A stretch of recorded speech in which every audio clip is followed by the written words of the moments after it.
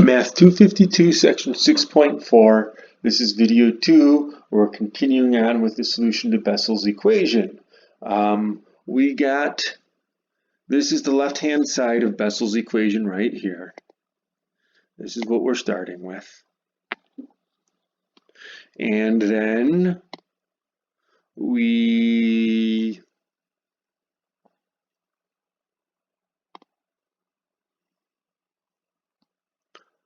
put in the series solutions and simplified, and this is what we got.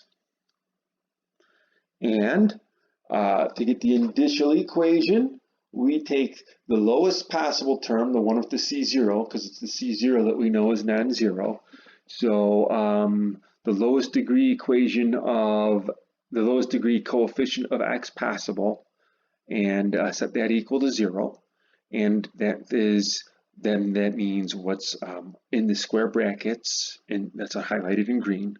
This part right here has to be 0. So r squared minus v squared equals 0, and that's our initial equation, here highlighted in blue, and the solution to that is r equals plus or minus v. So the possible series solutions come when r, in that form, the r is either v or negative v, and we're taking v to be positive. So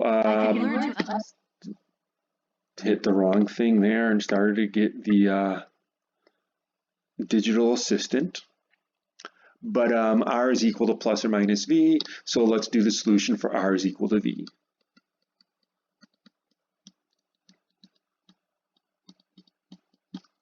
So we can factor out the x to the r. So this whole thing is the left-hand side, x squared plus y squared, x squared double prime,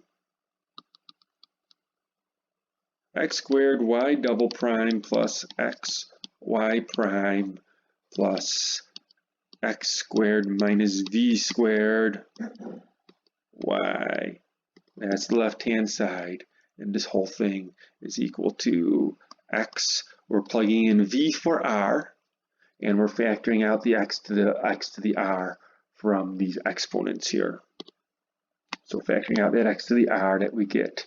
And so we'll just have x to the n there. And likewise, here we'll have x to the n plus 2. So x to the r times the quantity. Now, we did the initial equation. When we plugged in the initial equation, the way we did that was setting the lowest power of x equal to 0, which is to say that when n is equal to 0, we're going to get 0. So we might as well start with n equals 1 instead of n equals 0. And so we're going to have the sum n equals 1 to infinity, because solving r equals v made that first term equal to 0. When n is equal to 0. Cn times, we're replacing the r's with a v, so that should be x to the v there. N plus v squared minus v squared. We're going to multiply that out in the next step and subtract the v squareds. And we just have x to the n plus the sum n equals 0 to infinity Cn x to the n plus 2. We factored out that r, which is now v. Now, we're going to, in this coefficient here, this part of the coefficient, that factor, we're going to multiply out the n plus v squared and subtract the other v squared. So we'll get n squared plus 2v plus v squared minus v squared, and that's going to be n squared plus 2vn. So x to the v, I have no idea why I just wrote a 4, to the v power times the sum n equals 1 to infinity Cn n squared plus vn. That's v times n. V times n. X to the n plus the sum. N equals 0 to infinity Cn x to the n plus 2. And now we're going to shift the indices so that the powers match up, so they're both x to the n plus 2. And rather than what I've done in the past, it's my standard, and it maybe is more standard for most applications. But rather than indexing both of these by the power of x, I'm going to follow what the book did and index it by the higher power n plus 2 in this case. So what we're going to do is shift all of these indices by 2, and then balance it out by shifting those by 2 in the opposite direction in the actual summation. And that is to say, we're letting n be equal to k plus 2 for this first sum. And that means k is n minus 2. And we have x to the r times the sum. K, which is n minus 2, so that's going to start at negative 1. 1 minus 2 to infinity. C, k plus 2 times, let's factor out that n, so it's going to be k plus 2 times k plus v. K plus n times n plus v, so k plus 2 plus v. X to the k, and the second one we're just going to rename n as k. We're not going to shift it at all. Sum k equals 0 to infinity ck x to the k plus 2.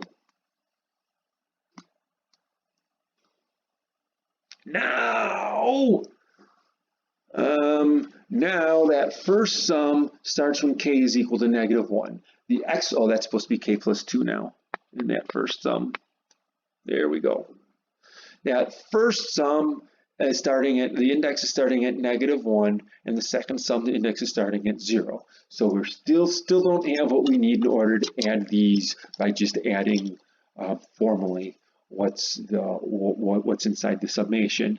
But the exponents agree, so that when we do get to that point, we'll be able to add we'll just be able to add the coefficients.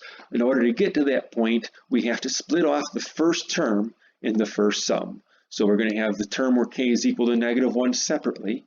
K is negative 1, then k plus 2 is 1, so that's going to be C1. K plus 2, negative 1 plus 2 is just 1, times 1 plus v, times x to the first power. That's what we get when we sub in k equals negative 1. And then the next term is k equals 0, which is matching this index there. So we're not going to split off the second term. We're just going to write this as a summation starting from 0. K equals 0 to infinity. And in the interest of time, I'll skip the step and we'll add these two terms together, because now we're going from 0 to infinity, so we're able to do it. So we'll add the like terms, and we get ck plus 2 times quantity k plus 2 times quantity k plus 2 plus v plus ck. All of that times x to the k plus 2. So now we can get our recurrence relation. We get our recurrence relation by letting these coefficients, setting all these coefficients equal to 0, because this is the left-hand side of the original equation. It's got to be equal to 0, which means coefficient by coefficient, term by term. We set all the coefficient of x. Now this is supposed to be x to the v. That's a V, and that's a V.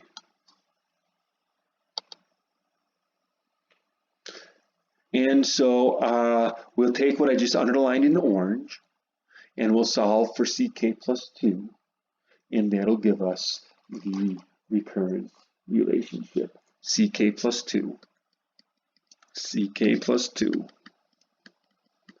is equal to minus CK over K plus 2 times K plus 2 plus V. And this is the only X term, but this is identically equal to 0, so the X term has to be equal to 0, and so we get that C1 has to be 0. Well, since C1 is equal to 0, this means C3 is C negative C1 over K plus over 1 plus 2 times 1 plus 2 plus 5 plus V, and the denominator is non-zero, so C3 has to be 0 by plugging C1 equals 0 into this recurrence relationship. And similarly, C5 equals C7 equals C9. All of the odd coefficients have to be equal to 0. So we only have even coefficients. We only have non-zero even coefficients. Now, we'll rewrite this recurrence relationship since we only have even coefficients. We'll let 2n be k plus 2 for the even coefficients k plus 2. And then you get c of 2n is equal to minus ck over, come on, c of 2n equals, this is no longer k. K will be 2n minus 1. 2n minus 2.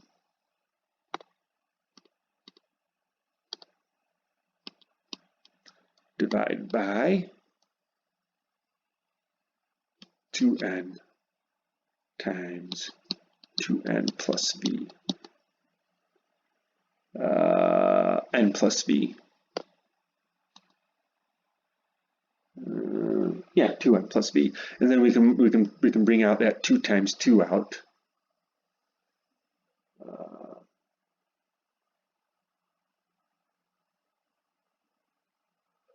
Somewhere along the line, that was supposed to have been a 2v. That goes all the way back up to where we squared this.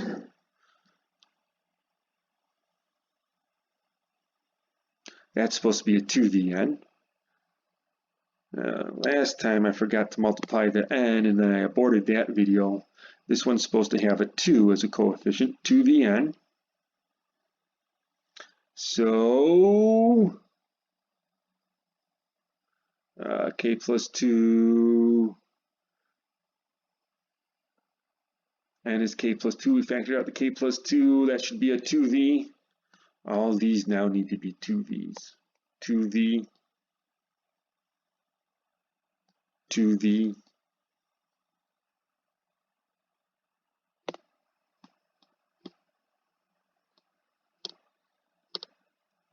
plus 2v.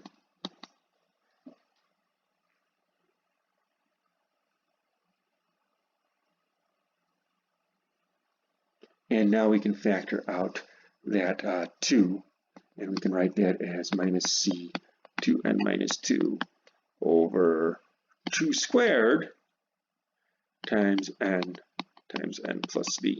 That's our recurrence relation. And all the odd terms are 0. So for the even terms, we can get C2 is minus C0 over 2n is now equal to 2. So that's 2 squared times 1 plus v, n is equal to 1. C4, now n is equal to 2, is equal to minus C2 over 2n, n is equal to 2. So that's 2 squared times 2 times 2 plus v, which when we plug in this, what we have for C2 becomes plus C0 over 2 to the fourth times 2 times 2 plus v times 1 plus v. C6 is minus C4 over 2 squared times 3 times 3 plus v, and when we plug that in for what we have for C4, we get minus C0 over 2